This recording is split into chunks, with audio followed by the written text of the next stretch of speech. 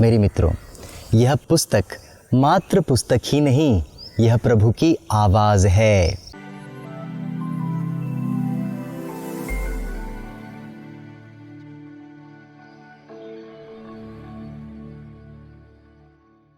सबों को जय शिव। मेरे प्यारे मित्रों, आज के सुसमाचार में प्रभु हमसे कहता है, मेरी भेड़ें मेरी आवाज़ पहचानती है। मेरी भेड़ें मेरी आवाज़ पहचानती है। जी हाँ मेरे मित्रों, यह पुस्तक मात्र पुस्तक ही नहीं, यह प्रभु की आवाज़ है। सदियों से यह आवाज़ गूंजती आई है और दुधारी तलवार की तरह हमारे दिल को छिद जाती है। दूसरी बात, आवाज़ सुनना काफ़ी नहीं, आवाज़ परखना भी बहुत ज़रूरी है, पहचानना भी बहुत ज़रूरी है। आवाज़ परखना ही काफ़ी नहीं, आवाज़ सुनकर उस आवाज़ तक पहुंचना बेहद ज़रूरी है। बचपन की एक छोटी सी घटना मैं आपके सामने प्रस्तुत करना चाहता हूं। जब मैं छोटा था, गर्मियों की छुट्टियों में मेरा सबसे फेवरेट टाइम पास था अपने पिताजी के साथ जंगल में जाकर बकरियां चराना, और मैं वही करता था। करीब 1-2 हफ्ते तक मैंने लगातार अपने पिता के साथ जाकर बकरियां चराई। एक दिन मेरे पिता मेरे पास में आए और कहने लगे, क्या तू अकेला बकरी चराने जा सकता है? तो मेरी खुशी का ठिकाना नहीं रहा।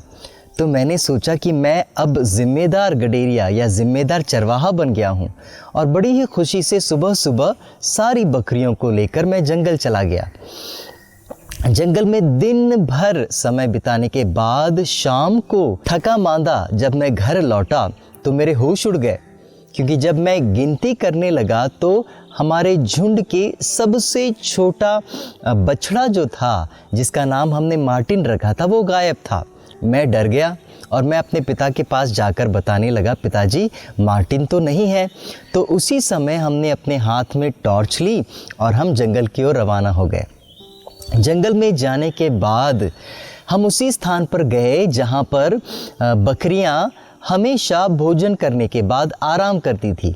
वहाँ पर जाकर मेरे पिता ने पहली बार, दूसरी बार मार्टिन कहकर पुकारा।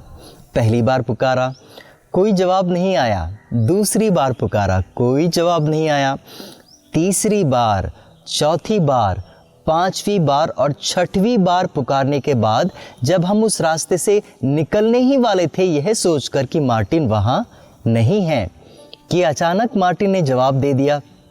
मैं करके जवाब देने लगा और हमारा खुशी का ठिकाना नहीं रहा। लेकिन मैं यही सोचता रहा उस समय, जब मैं बहुत छोटा था, यही सोचता रहा कि इतने बार पुकारने के बावजूद भी उस छोटे से नन्हे से बकरी ने आवाज़ क्यों नहीं दी। मेरे मित्रों, बाद में मुझे समझ में आई कि यही उनका तरीका है। अंधेरे में बकरियां अपने आप को एकदम हेल्पलेस महसूस करती है। न उसे कुछ दिखता है, न उन्हें कुछ समझता है कहाँ जाएं और क्या करें, और इसीलिए अपने आप को जंगली जानवरों से बचाने के लिए वो चुपचाप रहती है। वो आवाज़ परखती है, क्योंकि वह जानती है कि वह यदि आवाज़ करे तो उसकी आवाज़ सुनकर कोई जंगली जानवर आ सकता है। तो शायद मार्टिन हमारे पिता की आवाज़ सुनकर परखने की कोशिश कर रहा था कि क्या यह मेरा मालिक है, क्या यह मेरे मालिक की ही आवाज़ है। और अंत में जब उसने परख लिया तो उसने जवाब दे दिया। मेरे मित्रों, प्रभु की वाणी में फिर से दोहराना चाहता हूँ। प्रभु कहता है, मेरी भेड़ मेरी आवाज़ पहचानती है। मेरी भेड़ मेरी आवाज़ पहचानती है। जैसे कि मैंने कहा, यह मात्र किताब नहीं है, पुस्तक नहीं है, यह प्रभु की आवाज़ है, प्रभु की वाणी है। जब प्रभु कहते हैं कि मेरी भेड़ें मेरी आवाज़ पहचानती है, प्रभु का तात्पर्य क्या है? प्रभु क्या कहना चाहते हैं? प्रभु मात्र यही कहना चाहते हैं कि मेरे परिवार के सदस्य मेरी आवाज़ पहचानते हैं। मेरे परिवार के सदस्य मेरी आवाज़ पहचानते हैं। इन अनदर वर्ड्स, दूसरे शब्दों में, मेरी माँ मेरी आवाज़ पहचानती है, मेरे भाई मेरी आवाज़ पहचानते हैं, मेरी बहनें मेरी आवाज़ पहचानते हैं, मेरे पिता मेरी आवाज़ पहचानते हैं। याद है आपको प्रभु का वचन लूकस अध्याय 8 पद संख्या 21 में प्रभु ने क्या कहा? प्रभु यही कहते हैं, मेरी माँ कौन है, मेरे भाई और मेरी बहनें कौन हैं? जो मेरी वचन को सुनकर उसका पालन करते हैं, वही है मेरी माँ, वही है मेरे भाई और मेरी बहनें। जी हाँ मेरे मित्रों, आप प्रभु के वचन को सुनकर उसे परखते हैं, पहचानते हैं, पहचान करके प्रभु के नज़दीक आते हैं, तो आप प्रभु के झुंड के भेड़ हैं, आप प्रभु के परिवार के सदस्य हैं।